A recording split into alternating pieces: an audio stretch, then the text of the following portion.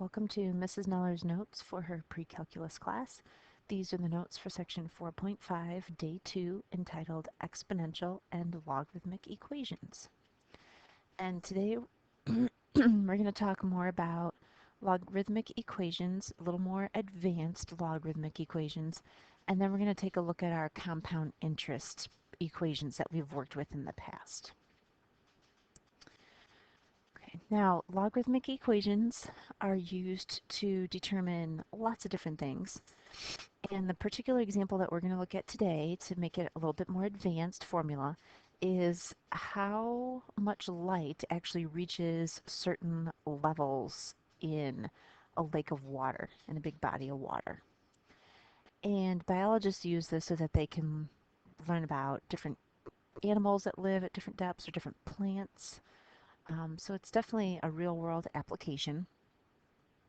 And here's the actual equation for it. It's called the Beer-Lambert law.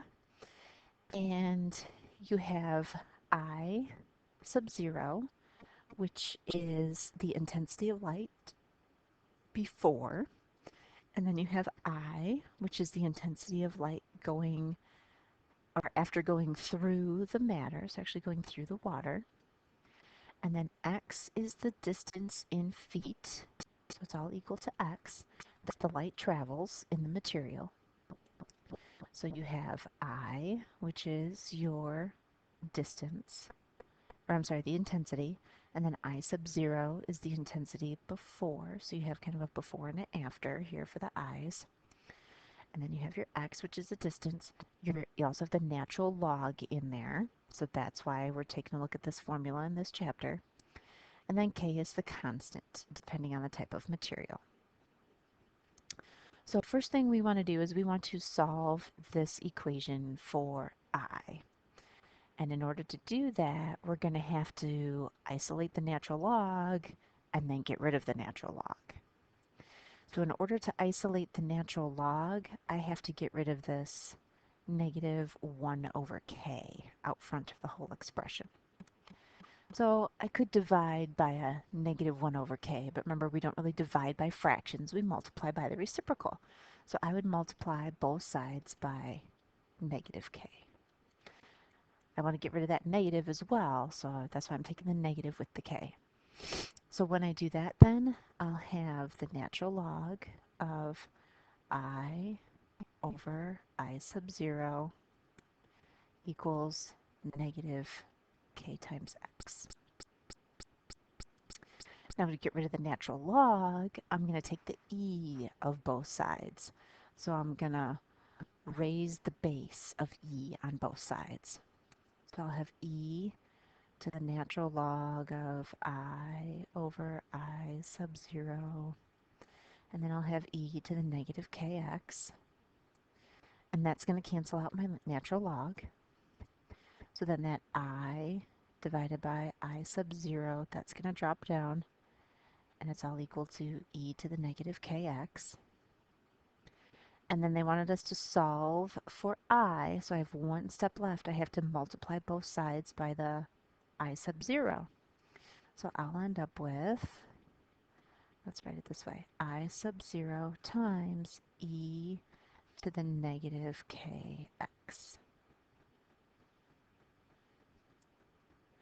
So if you have an equation that has a natural log in it, and you're trying to rework it so that you have a different variable isolated, you might have to use your properties of logarithms in order to work through that formula and rearrange it. So now that we have that formula written, let's go ahead and use it here. It says for a certain lake, the constant is 0.025, and the light intensity, I sub 0, is 14 lumens. So they want us to find the light intensity at a depth of 20 feet.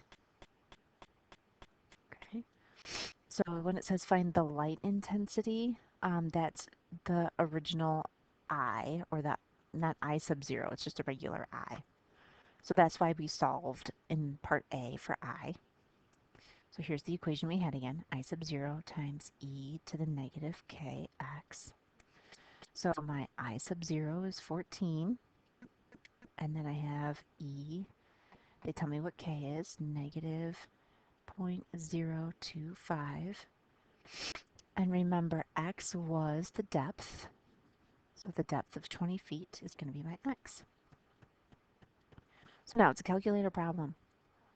And we want to simplify it just a little bit. I would do the 20 times the negative 0.025. You're going to get negative 1/2. And then do e to the negative 1/2 in your calculator. Get an answer for that, and then multiply by 14. So it's really, really important to remember for these problems, do them one step at a time. So you should get about 8.49 lumens. And if we wanted to write that in a sentence, like you would have to on a quiz or test, you could say, at a depth of 20 feet, the light intensity is 8.49 lumens. Okay, compound interest now. This is basically a review of what we did in section 4.1 and 4.2 when we talked about all three of these formulas. We started off with the second one here. This is the one that we started with, and then we kind of simplified it all down to this one, the PERT. Okay, this is the most basic one, and then we kind of morphed it a little bit into the second one. Okay, but this is a nice slide because it has all three equations listed. So if you've forgotten them or you have them kind of here and there in your notes, they're all in one spot now. And this slide tells you what each of them is. So this first equation is simple interest. The second one is the interest compounded a certain number of times. And then the last one with the E, that's compounded continuously. So most of the time you're going to be choosing between these last two equations, and you have to look at the wording. If it says compounded continuously, or if it says compounded n number of times. It won't say n, it'll give you an actual number. Then you know which equation you have to use. So let's look at example 11, part A and part B here. And this is our last example. But we have a sum of $5,000 that we're going to invest at an interest rate of 5% per year. Find the time that's required for the money to double. So this is what we're finding. We're finding the time, and we want the money to double. If the interest rate is compounded semi-annually or continuously. Okay, now if it's compounded continuously, that's our equation that's going to have the E in it. And if it's compounded semi-annually, that's telling us a certain amount of times per year. So that's telling us we're going to do it 2 times per year, semi-annually.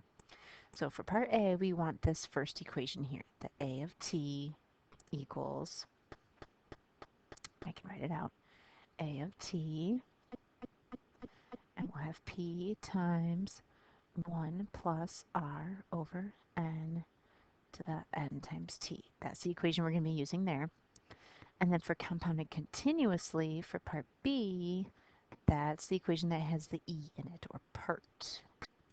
So we'll have A of t equals p times e to the rt. Okay, so now we just have to figure out what information goes where. Okay, we know we have $5,000 that we're investing, so that's our principal amount. We're finding the time, so I'm not going to know the t value. See, my rate is going to be 5%, so I'll change that to a decimal, 0.05. The number of times, or n, is going to be semi-annually, so that's going to be 2. The only thing that's a little not directly stated in the problem is what A of t is going to be. And that's my amount after a certain amount of time. Now we're finding how long it takes for the money to double. So the amount I want is double what I'm starting with. So if I'm starting with 5,000, I want that to be 10,000. Now when we first start out these problems, I recommend that students plug in the original amount and then the double, or sometimes triple. Okay? But when you get really, really good at these, you start to realize what I'm going to show you in just 1 second here after I finish substituting my other information in. Okay, I put in the 0.05 for the rate. Remember, you got to change that percent to a decimal. And I put in the 2's because it's semi-annually. That's the number of times it's being compounded, and I'm still finding t. Okay. Now, I have everything substituted, and when I start solving for t is what I'm going to be solving for. It's in the exponent, so I'm going to have to take the log of both sides at some point. But I have to isolate that first. And to isolate that, I have to divide by this 5,000. I have to get that out of there. Now, 10,000, if I divide it by the 5,000, I get 2. And that should make sense because I wanted my amount to double. Okay? So as you do more of these and as you get more comfortable with them, you can go right to this step here where you're just setting it equal to 2. Now I'm going to simplify inside the parentheses as well, the 0.05 divided by 2, and then add the 1, so I get 1.025, and that's all going to be to the 2t power. So now I'm going to take the log of both sides, and when I take the log of this side, of the right side, that 2t is going to drop down in front.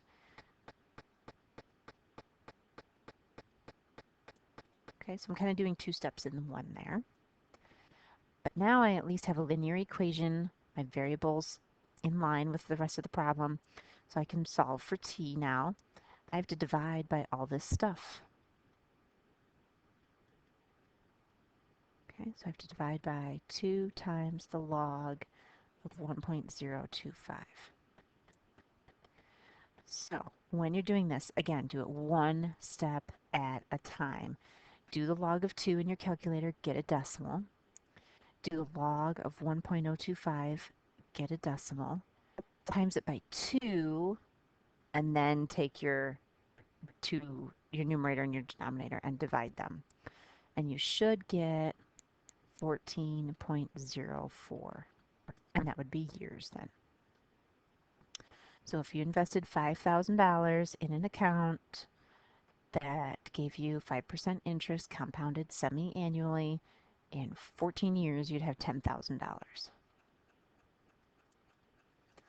Okay, now if it's compounded continuously, hopefully that's going to move a little bit faster.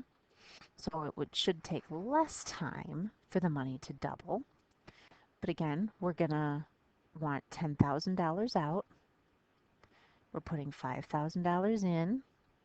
Leave E. My rate is going to be 0.05. And then T, I don't know. That's what I'm solving for. So this problem's a lot easier to substitute in, a lot cleaner. You don't have a fraction and a whole number that you're adding in parentheses, so it looks a lot nicer. And again, if you want to go right to this step here where you're doing 2 equals, that's totally fine. Okay. Now remember that 2 is because we're doubling. Okay, so they tell us the amount we're starting with, and then we're writing in the amount that we get when we double. And then when we divide by the 5,000 to isolate the e, that's where the 2 comes from. So 10,000 divided by the 5,000, that's where the 2 is coming from.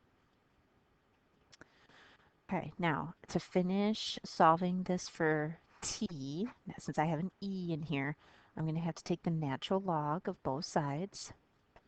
And again, when I do that,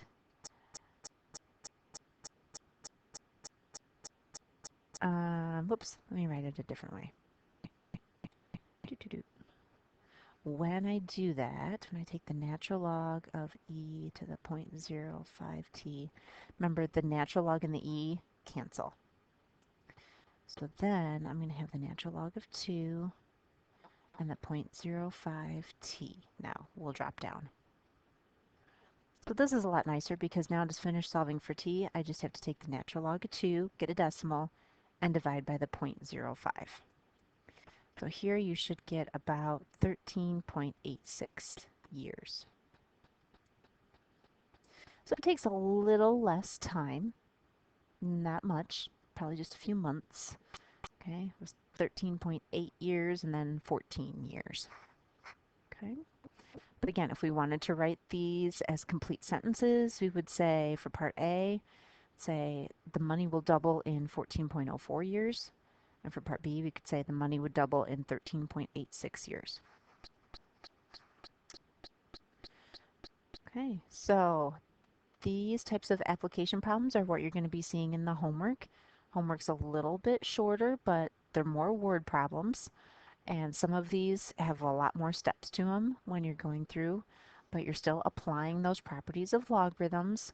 So remember to isolate the variable or isolate the term where the variable is first before you take the log of both sides or before you take a base to both sides so that you can solve.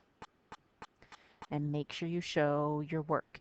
If you have any questions, come on in and see me before school.